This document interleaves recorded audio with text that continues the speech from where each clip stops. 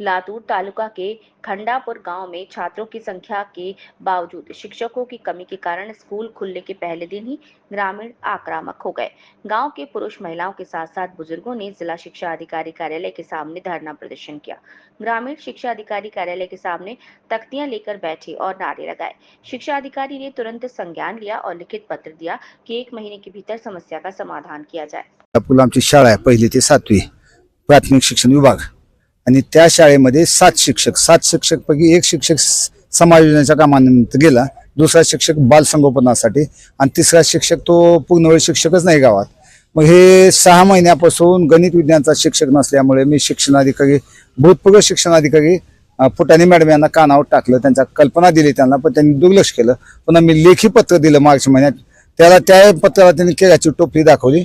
म्हणून आज आम्ही पहिल्या दिवशी शाळा चालू होता त्या दिवशी खंडापूर येथील सगळे ग्रामस्थ गणित विज्ञानचा शिक्षक मिळावा म्हणून, कारण त्या शाळेमध्ये जे पाल्य आहेत त्या पाल्याच्या पालकाची परिस्थिती अत्यंत दयनीय आहे। ते ब्रँडेड शाळेमध्ये प्रवेश घेऊ शकत नाही, जिल्हा परिषद शाळेत शिक्षण घेतल्यास गत्यंतर नाही, म्हणून आम्ही शिक्षक द्या म्हणून शिक्षकाच्या मागणीसाठी आम्ही शिक्षणाधिकारी प्राथमिक विभागाचं ठिय्या आंदोलन केलं।